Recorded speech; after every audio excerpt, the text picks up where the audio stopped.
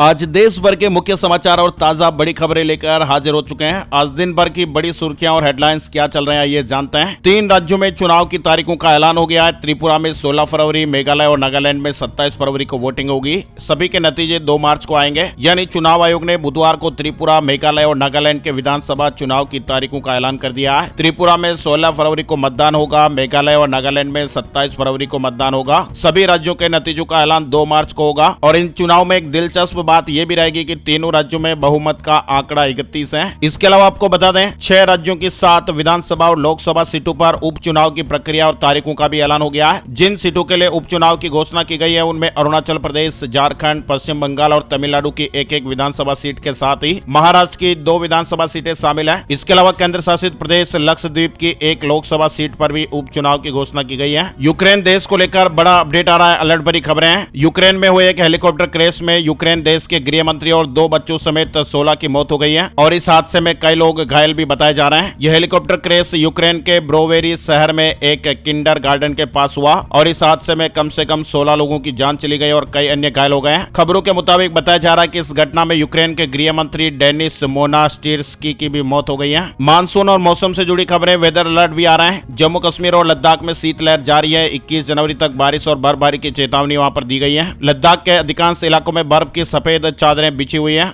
लगातार 2 दिन से धूप खिलने के बावजूद भी जम्मू में तीसरे दिन भी सबसे ठंडी रात गुजरी है। इसके अलावा राजस्थान में बारिश और ओले का अलर्ट भी है। 23 से 24 जनवरी को अच्छी मावट के आसार हैं। यानी राजस्थान में हाड़ कंपा देने वाली ठंड और शीतलहर के बीच अब बारिश और ओले गिरने का भी अलर्ट है। वेदर अनुमान के मुताबिक अगले हफ्ते बारिश के साथ ओले गिर सकते हैं। केंद्रीय मौसम विभाग ने 23 और 24 जनवरी को राजस्थान सहित उत्तर और मध्य भारत के कई इलाकों में अच्छी मावट होने की संभावना जताई है। इसके अलावा राज्य के कई हिस्सों में ओले गिरने की भी चेतावनी जारी की गई है। ऐसे में किसान भाइयों के लिए अच्छी और बुरी दोनों खबर है। बारिश से जहां रबी की फसलों को फायदा मिलेगा वहीं ओलों से फसलें चौपट होने का खतरा भी है। इसके अलावा आम लोगों के लिए राहत की बात यह रहेगी कि इसके बाद फिर कड़ाके की ठंड का असर कम होने लगेगा। मौसम विशेषज्ञों के मुताबिक 23 और 24 जनवरी को उत्तर भारत में एक मजबूत वेस्टर्न डिस्टर्बेंस यानी वेदर सिस्टम एक्टिव होने जा रहा है, जिसकी वजह से जम्मू कश्मीर, हिमाचल प्रदेश, लद्दाख, उत्तराखंड में बारिश के साथ साथ अच्छी बर्फबारी होगी। दिल्ली में खराब विजिबिलिटी की वजह से फ्लाइट और ट्रेनें लेट हो गई है। वहीं हिमाचल प्रदेश में 8 दिन मौसम खराब रहेगा। शिमला समेत कई जिलों में भारी बारिश और बर्फबारी का अलर्ट भी जारी किया गया है। हमारे देश में बीते 24 घंटे में कोरोना वायरस के 128 नए मामले सामने आए हैं। मतलब हमारे देश में धीरे धीरे कोरोना दम तोड़ता नजर आ रहा है। लेकिन जिस तरह से चीन में कोरोना चल रहा है, साथ ही अन्य देशों में जो कोरोना के अलर्ट जारी हो रहे हैं, इसलिए हमें भी सावधान और सजग रहना जरूरी है। अरबपति हीरा कारोबारी की 9 साल की बेटी ने दीक्षा ली है। 5 भाषाओं की जानकार है। सूरत के हीरा कारोबारी की 9 साल की बेटी देवांशी सांघवी ने बुधवार को 35,000 लोगों की मौजूदगी में दीक्षा ग्रहण की है। देवांशी मोहन भाई सांघवी की पोती और धनेश अमीबेन की बेटी है और देवांशी का दीक्षा महोत्सव 14 जनवरी से वेसु में शुरू हुआ था। दिल्ली सरकार से तल्खी के बीच एलजी को मिली नई शक्तियां, गृह मंत्रालय ने अधिसूचना जारी की है। बीते साल के आखिर में हुए एमसीडी चुनाव के नतीजे आने के बाद से दिल्ली के उपराज्यपाल विनय कुमार सक्सेना और दिल्ली सरकार के बीच विवाद बढ़ गया है और इसी बीच राष्ट्रपति द्रौपदी मुर्मू ने औद्योगिक संबंध संहिता 2020 और व्यावसायिक सुरक्षा, स्वास्थ्य और कार्य की स्थिति संहिता 2020 के तहत दिल्ली एलजी वीके सक्सेना को 2 नई शक्तियां दी गई है। राष्ट्रपति ने यह शक्तियां इसलिए दी है ताकि केवल दिल्ली के एनसीटी के उन क्षेत्रों में नियम तैयार किए जा सके जहां इसकी आवश्यकता है। वही दोस्तों एक बेहद ही चौंकाने वाली और अलर्ट करने वाली खबर है। फैक्ट्री में आग लग गई। फायरमैन ने छत से तिरंगा उतारा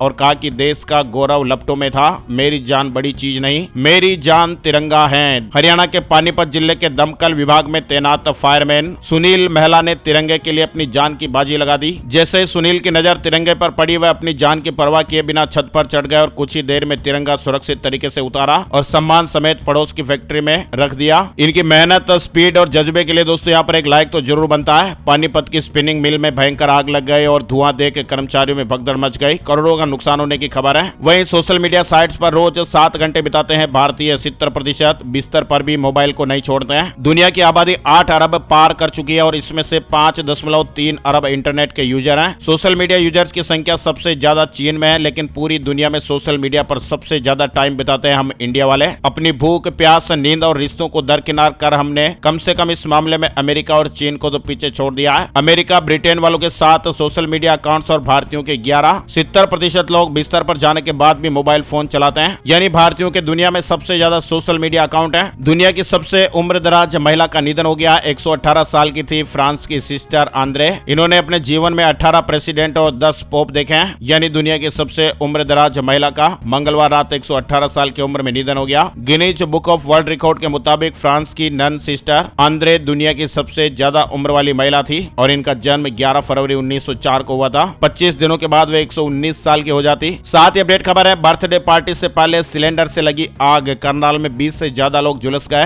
हलवाई के खाना बनाते समय ये बड़ा धमाका हो गया। हरियाणा में करनाल के भोला खालसा गांव में अचानक गैस सिलेंडर का लीक होने से टेंट में आग लग गई और इस हादसे में करीब 20 से 22 लोग झुलस गए। गैस सिलेंडर से आग लगने की लगातार कई घटनाएं सामने आ रही हैं और ऐसे में सावधान और सजग रहना बहुत जरूरी है। छोटी छोटी गलतियां बहुत भारी पड़ सकती है क्योंकि गैस सिलेंडर है और आप जानते हैं कि जब गैस सिलेंडर फूटता है, विस्फोट होता है या गैस लीक होती है तो किस तरह से हादसे होते हैं। अभी हाल ही में राजस्थान के जोधपुर में जिस तरह से हादसा हुआ, शायद जिंदगी में ऐसी कोई कल्पना भी नहीं कर सकता था और कई लोगों ने अपने को खो दिया। तो ये गैस सिलेंडर का तो कुछ काम ही ऐसा ही है। चलिए आगे बढ़ते दोस्तों, अपडेट खबर है। हिमाचल प्रदेश से बड़ी खबर महिलाओं के लिए आ रही है। हिमाचल प्रदेश में महिलाओं को हर महीने मिलेंगे 1500 रुपए। कमेटी गठित कर दी गई है। 30 दिन में ये अपनी रिपोर्ट देगी, यानी एक कमेटी तय करेगी कि कौन कौन सी महिलाएं 1500 रुपए लेने के पात्र हैं और ये भी देखा जाएगा कि ऐसी महिलाओं को पैसा नहीं दिया जाए जिन्हें इसकी जरूरत नहीं है। हिमाचल प्रदेश में 18 से लेकर 60 साल की महिलाओं को हर महीने दिए जाने वाले 1500 रुपए की घोषणा को पूरा करने के लिए बनाई गई कैबिनेट सब कमेटी को अधिसूचित कर दिया गया है। वहीं राजस्थान में सूचना सहायक भर्ती की नई विज्ञप्ति जारी हो गई है। RSM SSB की ओर से सूचना सहायक के पद पर भर्ती के लिए योग्य उम्मीदवारों से आवेदन आमंत्रित किए गए हैं। 2730 रिक्त पदों को भरा जाएगा। राजस्थान कर्मचारी चयन बोर्ड की ऑफिशियल वेबसाइट पर इसका नोटिफिकेशन आ चुका है। वहीं दुनिया के टॉप 10 में जयपुर इंटरनेशनल एयरपोर्ट